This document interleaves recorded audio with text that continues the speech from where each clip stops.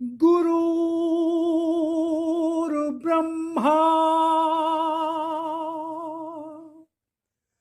गुरुर्विष्णु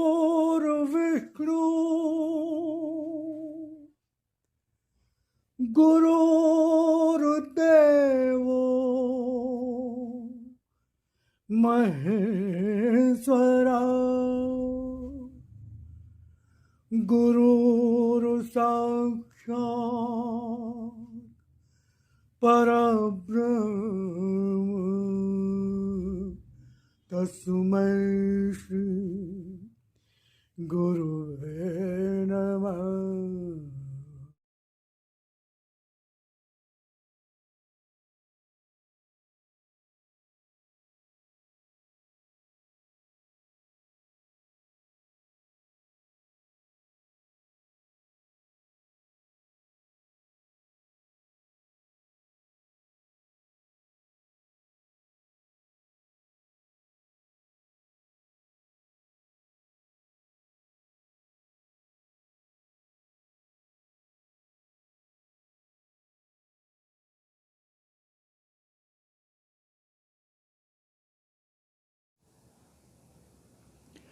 ओम शिवारी जयराम जी की आपका स्वागत है। आशा करता हूँ ईश्वर कृपा से आप सब परिवार हंस होंगे। तो आज हम चर्चा करेंगे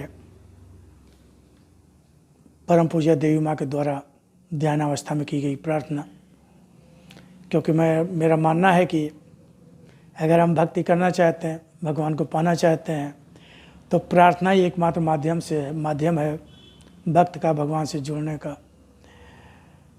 और प्रार्थना कैसी होनी चाहिए, कैसे भाव होने चाहिए, भगवान से क्या मांगना चाहिए, यह समझना जानना बहुत ज़रूरी है।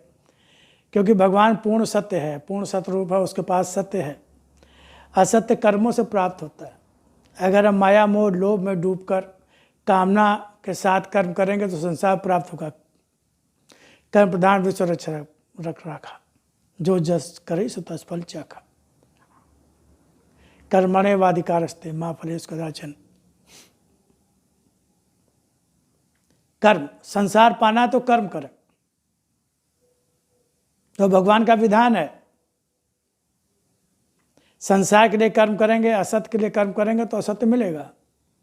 वो विधान, वो उसमें भगवान की कोई कृपा नहीं होती है। भगवान की संसार प्राप्त में कोई कृपा, चाहे करोड़ों अरबों रुपया किसी को मिल रहा हो, कितने भी लड़के बच्चे बहुत अच्छे पढ़ लिख जाएं, बहुत अच्छा परिवार हो और सब रुपया पैसा धन दौलत की भरपूर हो, वो भगवान की कृपा नहीं है। वो हमारे आपके अपने कर्मों का फल है। भगवान की कृपा नहीं होती। वो भगवान की कृपा होती है, कृपा संरक्षण आशीर्वाद सद्बुद्धि विवेक, ऐसे कर्म, ऐसे मन के भाव, ऐसे विचार, ऐसी जीवन शैली, ऐसा आचरण जो हमें ईश्वर की ओर ले चले, भगवान की ओर ले चले, उनकी भक्ति को बढ़ाए, हमारे मन में उनके प्रति प्रेम को बढ़ाए, उनके प्रति समर्पण का भाव आए, वो भगवान की कृपा होती है।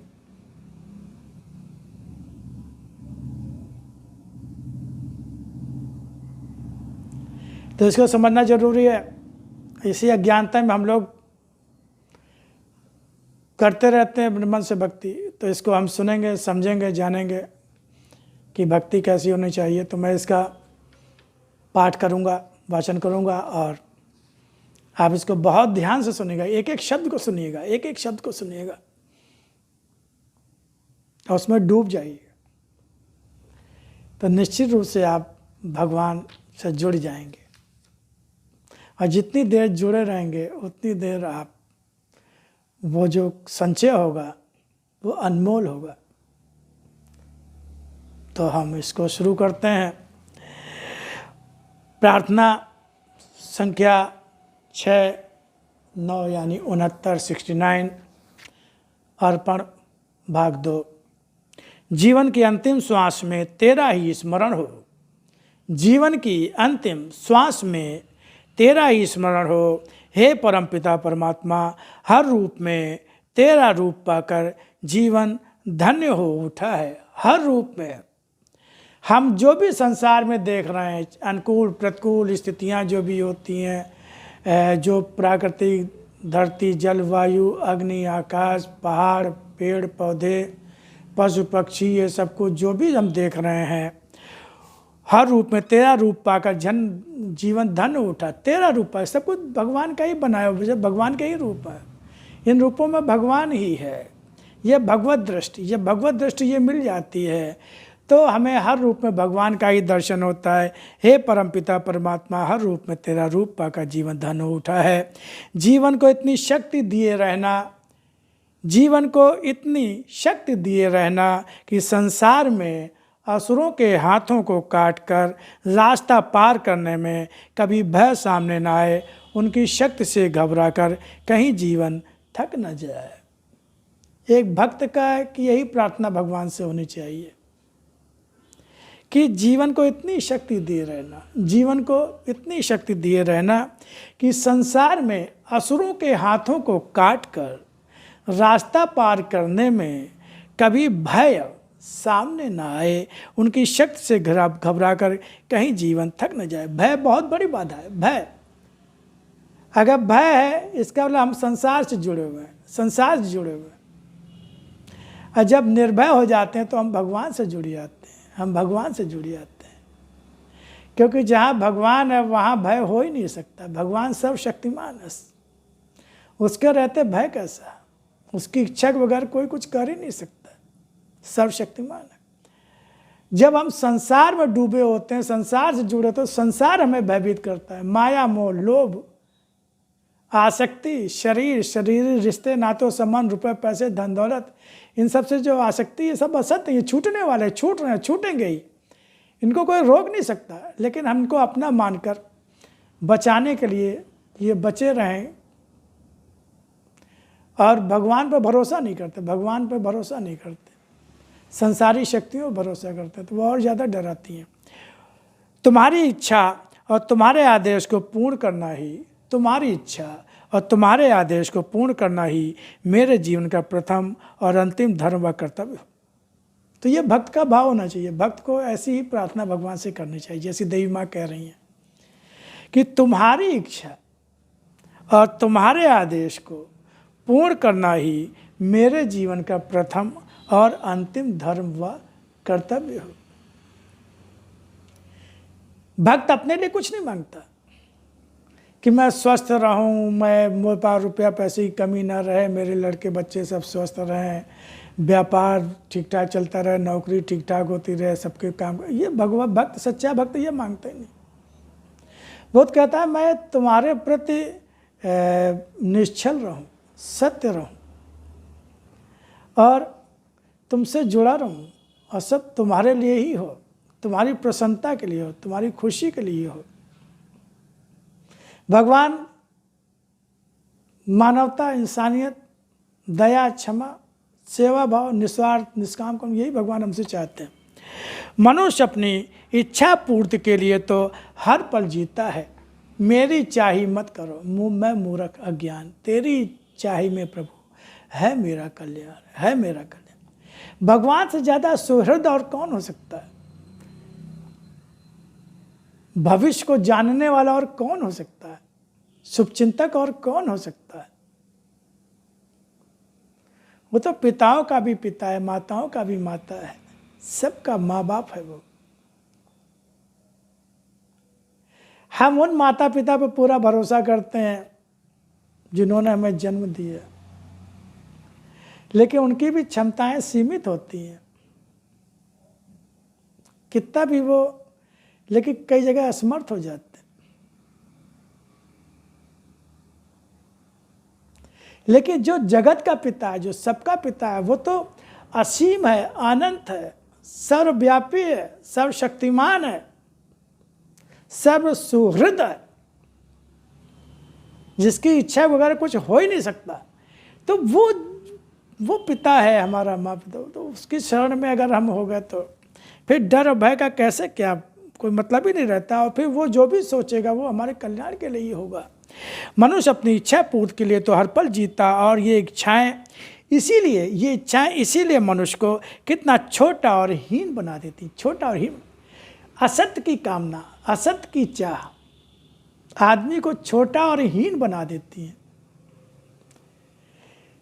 जो परमात्मा मिला हुआ है, पूर्ण परमात्मा आत्मा रूप में हर क्षण हमारे साथ में रहता है, जो संपूर्ण श्रेष्ठ के मालिक हमारे साथ में रहता है, और उसको छोड़कर हम जो असत है, जो निरंतर जा रहा है, मिट रहा है, घट रहा है, खत्म हो रहा है, बदल रहा है, असत्य कभी अपना हो ही नहीं सकता। उस वहाँ छल है, प्रपंच है, धोखा है, विश्वासघात है, स्वार्थी स्वार्थ भरा हुआ है, जहाँ दुख के अलावा कुछ है ही नहीं। सुख भी क्षणिक होता है, जो मिलते ही छूटने लगता, उसको हम अपना मान के उसके पीछे भागते हैं। तो हम आत्मा हैं, जीवात्मा हैं, परमात्मा के अंश हैं, इतना बड़ा हमारा स्तर है कि हम परमात्मा का अंश हैं, शाहजादे हैं।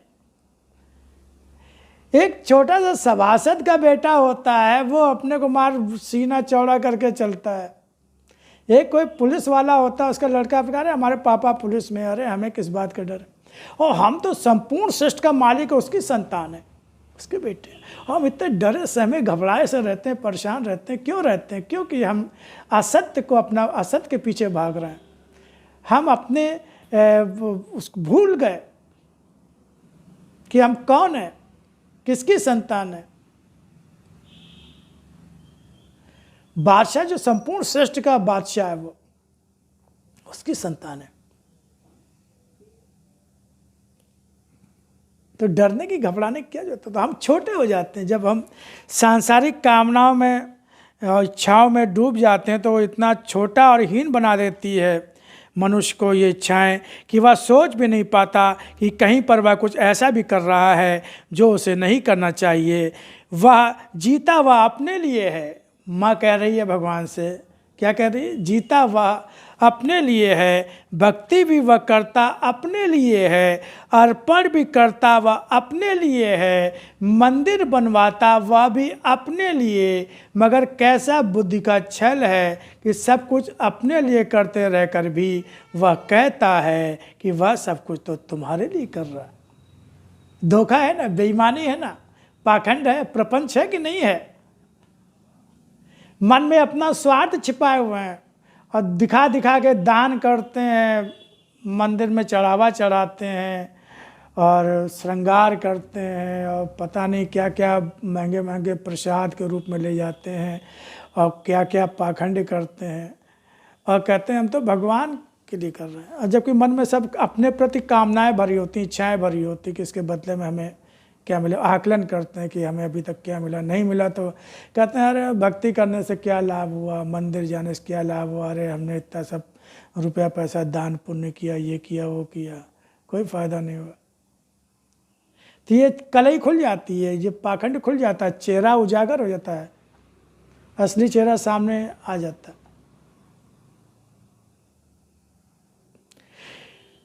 तो जिस पल भी वह यह सब कुछ तुम्हारे लिए करना सीख लेगा, तुम्हारे लिए करना सीख लेगा, माँ कह रही है, प्रार्थना कर रही है कि जिस पल भी वह यह सब कुछ जो आजकल ये सब भक्त लोग कर रहे हैं, भक्त करने वाले जो हैं, ये सब कुछ तुम्हारे लिए करना जब सीख लेंगे, उस समय क्या पूरे युग का रूप ही नहीं बदल जाएगा?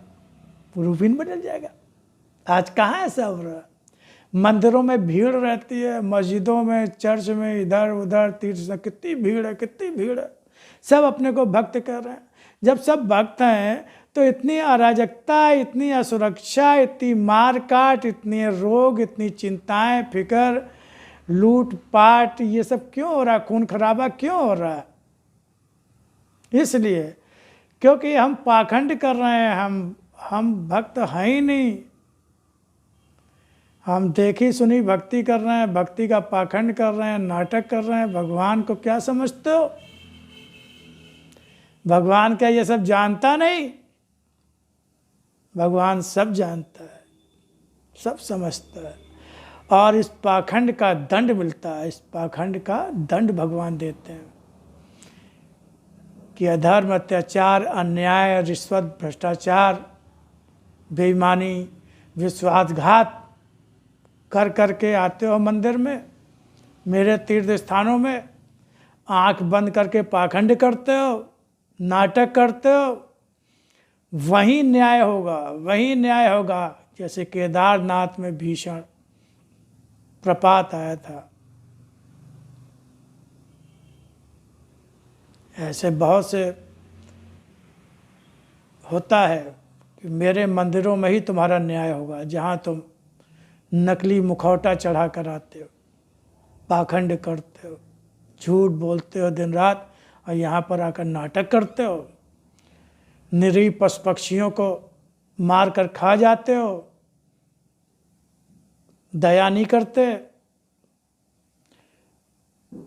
डॉक्टर हो, इलाज कराने आता है, परेशान है, उसके बाद पैसा नहीं है, बहुत गरीब है, लेकिन उस पर दया नहीं आती, उसको मर जाने देते हो।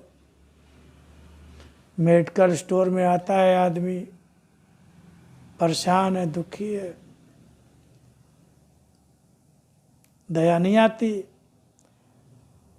मुर्गा, बकरा, मछली, इनको काट कर खाते हो, दया नहीं आती। उनका दर्द नहीं दिखाई देता, उनकी पीड़ा, उनके आंसू नहीं दिखाई देते।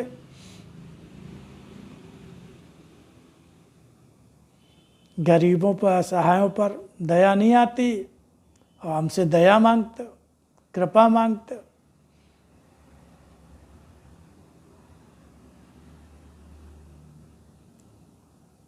बिना दहेज के शादी नहीं करेंगे,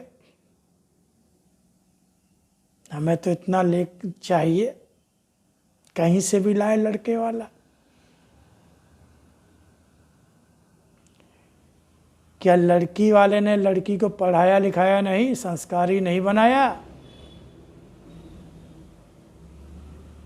क्या उसी को दामाद चाहिए? आपको बहू नहीं चाहिए? आपको बहू नहीं मिलेगी?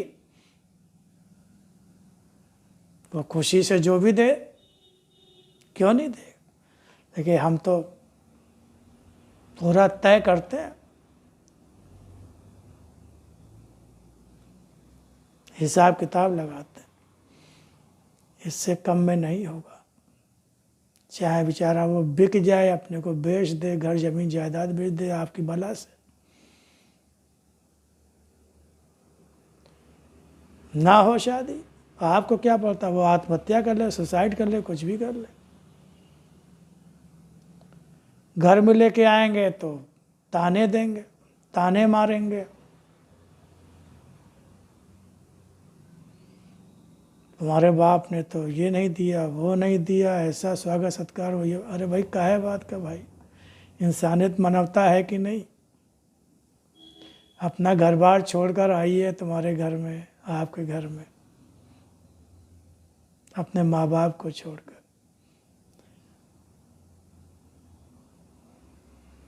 हमारी आपकी जिम्मेदारी नहीं है कि हम उसको माँ बाप का प्यार दें, पहले उसको ऐसा माहौल दें कि वो हमारे घर को अपना घर मानने लगे, अपने माँ बाप को भूल जाए। तो ऐसा लगता है कि हम घर में एक काम करने वाला आ गया, सबकी सेवा, अपना अपना कर्तव्य से भूल गया, सेवाधिकार। तो कहने का मतलब ये है कि हम सब भक्त हैं, लेकिन आचरण और कर्म कैसे हैं? आचरण कर्म से ही परख होती है, पहचान होती है। भगवान उसी को स्वीकारते हैं जिसका आचरण भी भक्त जैसा हो। तो जिस पल भी वह यह सब कुछ तुम्हारे लिए करना सीख लेगा, उस समय क्या पूरे युग का रूप ही नहीं बदल जाएगा? क्या मानवता आज ही की तरह छटपटा कर जिएगी? अगर सच्चा भक्त बन जाए, जैसा कहे वैसा करने लगे, जैसा ज्ञान वो है उसके पास, ज्ञानी तो सब है, लेकिन ज्ञान आचरण में जब तक नहीं आएगा, कर्मों में जब तक नहीं आएगा, तब तक वो सच्चा धर्म कहाँ बन पाएगा? आचरण से ही तो, हनुमान जी आचरण से ही तो पहचाने गए, कर्मों से ही तो पहचाने गए कि वो कितने बड़े भक्त थे। भगवान श्री राम, भगवान श्री कृष्ण अपने कर्मों से ही तो पहचाने गए। उन्होंने ऐसे कर्म किए, खाली वो भाषण थोड़ी देते थे, प्रवचन थोड़ी देते थे, उन्होंने ऐसा जीवन जिया, तो हम कैसा जीवन जी रहे हैं? भगवान से तो कुछ भी छिपता नहीं। भक्ति करके भी मात्र भक्ति का दंभ भरता मनुष्य, भक्ति करके भी मात्र भक्ति का दंभ भरता मनुष्य तुम्हें पहचान सके, तुम्हारे सत्य धर्म और न्याय रूप में पहचान सके, सत्य धर्म और न्याय रूप में, कि भगवान सत्य, जो सत्य है, जो सच्चाई है, जो वास्तविकता है, जो अंदर का रूप है, जो उसी आधार पर भगवान न्याय करते हैं। जो हमारा कर्म है, हमारा जो मन, सच्चा मन, उससे कुछ नहीं छिपता, हम दुनिया से छिपा सकते हैं। तो मनुष्य तुम्हें पहचान सके, तुम्हारे सत्य धर्म न्याय रूप में पहचान सके, तभी तो इस धरती पर अधर्म कम होगा, तभी तो इस धरती पर अधर्म कम होगा। कहते क्या हो, इससे भगवान को कुछ लेना देना नहीं। करते क्या हो भगवान को इससे, तुम बोलते क्या हो मंदिर में जाके, प्रार्थना क्या करते हो, शब्दों में क्या होता है, इससे मतलब नहीं है। भाव और उसके अनुरूप कर्म है कि नहीं, कर्म है कि नहीं, भाव है कि नहीं। मंदिर में जाएंगे, रोज कान पकड़ेंगे, उठक बैठक लगाएंगे, रोज आदत हो गई। हम एक मंदिर में थे, निकलते थे उधर से, तो एक टाइमिंग वैसी मैच हो गई कि एक सज्जन वहाँ रोज आते थे, कान पकड़ते थे, उठक बैठक लगाते थे। तो हमने गुरुदेव से कहा, गुरुदेव ये क्या है, रोज कान पकड़ के? कहते हैं वो आदत हो गई है, वो आदत है। भाई रोज क्यों कान ऐसे क्यों करते हो कि रोज कान पकड़ने पड़े? भाई गलती एक बार होती, 2 बार होती, 4 बार होती, 6 बार होती, इसका लोग पाखंड, एक आदत पड़ गई है। रोज गलती करेंगे, रोज कान पकड़ेंगे। तो भाई अपने कर्मों में सुधार लाओ भाई। तो ऐसे ही है, हम लोग बिना सोचे समझे जो है वो आदतें बना लेते हैं अपनी, बिना सोचे समझे, उसका कोई मतलब नहीं। तो भक्ति करके भी मात्र भक्ति का दम भरता मनुष्य तुम्हें पहचान सके, तुम्हारे सत्य धर्म और न्याय रूप में पहचान सके, तभी तो इस धरती पर अधर्म कर्म होगा। हे परमपिता, मैंने तो तेरे दर्शन को ही जीवन का परम सौभाग्य माना है। तेरे दर्शन को ही, दर्शन एक बहुत बड़ा शब्द है। दर्शन खाली देखना नहीं होता है, दर्शन खाली मूर्ति देखना ही नहीं होता, कितनी बड़ी है, कितनी सुंदर है, कैसे बढ़िया बढ़िया वस्त्र, गहने और जेवर जेवरात पहनाए गए हैं, कितना बड़ा मंदिर विशाल, ये सब कुछ नहीं है। उसके गुण जो आराध्य है, उसके गुण क्या है, उसका स्वरूप क्या है, वो चाहता क्या है, उसका धर्म क्या है, इसको समझना, उसको जानना। कैसे प्रसन्न होगा, किस तरह से प्रसन्न होगा। भगवान श्री राम, भगवान अपने गुणों से ही तो भगवान बने ना, अपने गुणों से ही तो भगवान बने, कर्मों से ही तो भगवान बने।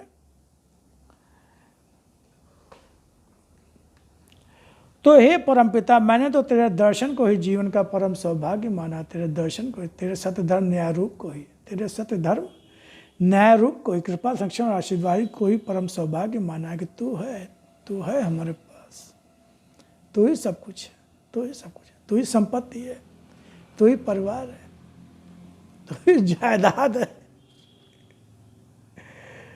तू ही सब कुछ है।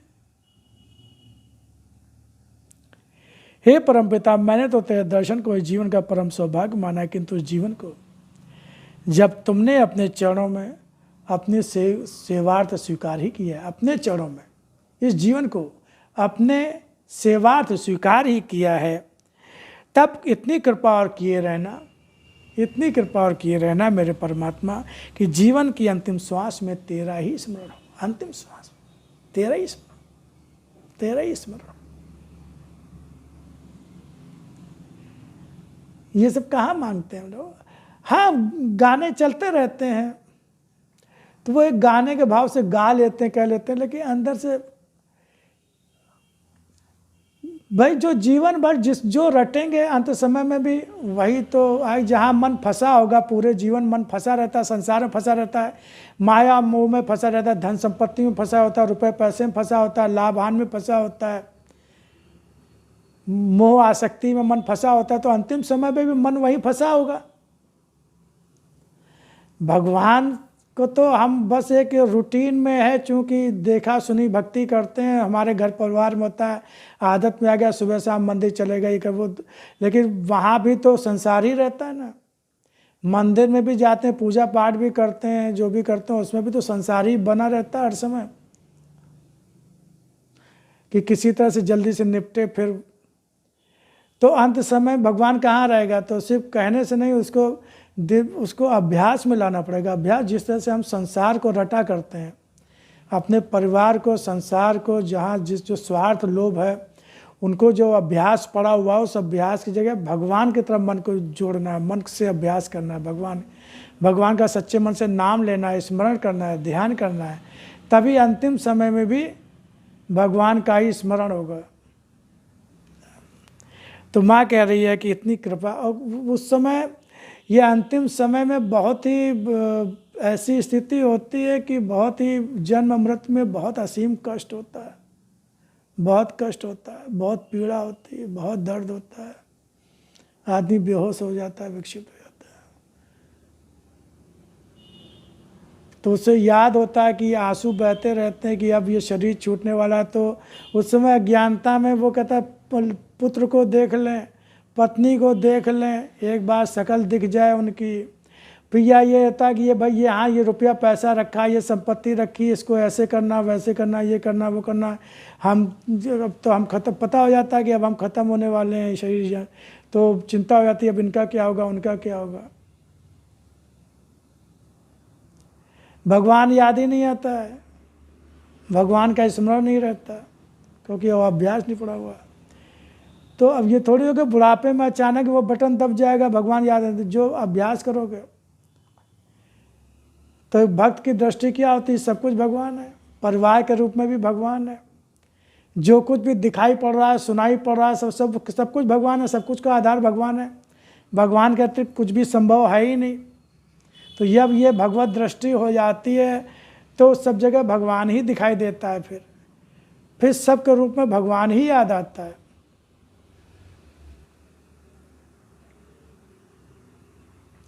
तो वो भगवान से प्राप्त वैसे भगवत दृष्टि हो जाए, वैसे भगवत भाव हो जाए, वैसी भगवत सोच हो जाए, वैसे भगवत कर्म हो जाए। इसके लिए अभी से अभ्यास करेंगे ना, तभी तो होगा, नहीं तो कैसे होगा? नहीं फिर जहाँ मन फंसा होगा फिर वहीं आएंगे, कुकर सूकर बन के आएंगे। अगर मनुष्योचित कर्म नहीं किए होंगे तो ऐसे ही कर्म करके आएंगे ना। परिवार में मन फंसा होगा, अगर मनुष्योचित कर्म ने मानव शरीर नहीं मिलना है तो कीड़े मकोड़ों का शरीर मिलता है। आ जाओ उसी परिवार में, मेढक बन के आ जाओ, चूहा बन के आ जाओ, छिपकली बन के आ जाओ।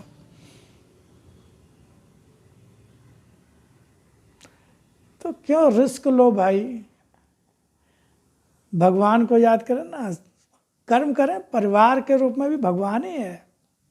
परिवार को छोड़ना नहीं है, बिजनेस व्यापार दुकान को छोड़ना नहीं है, सब कुछ को भगवान का मानना है। भगवान का मानकर हम केयर टेकर की तरह चिंता करें, केयर टेकर की तरह, सच्चे मन से। तो हे परमपिता, मैंने तो तेरे दर्शन को ही जीवन का परम सौभाग्य माना है, किंतु जीवन को जब तुमने अपने चरणों में अपनी सेवा स्वीकार किया है, तब इतनी कृपा और किए रहना मेरे परमात्मा कि जीवन की अंतिम श्वास में तेरा ही स्मरण हो, और जीवन का अंतिम कार्य भी तेरे ही लिए हो, अंतिम कार्य भी तेरे ही लिए हो। और तभी तो जीवन की सार्थकता होगी, तभी तो जीवन की सार्थकता होगी। यानी सब कर्म तुझे ही अर्पण हो और अंतिम कार्य भी तुझे ही अर्पण हो। तो ये देवी माँ की प्रार्थना थी। इसको बहुत ध्यान से इसका चिंतन मनन करना है, फिर सुनना है, फिर सुनना है, बार बार सुनना है, और इसी प्रकार की भावना को अपनी प्रार्थना में लाना है, बनाना है। इसी तक प्रार्थना हम सब करें, बस यही उद्देश्य है, ताकि हम सबका जीवन सफल हो सके और भगवान के चरणों में लीन हो सके और ये मानव जीवन सफल हो जाए। ओम ईश्वर।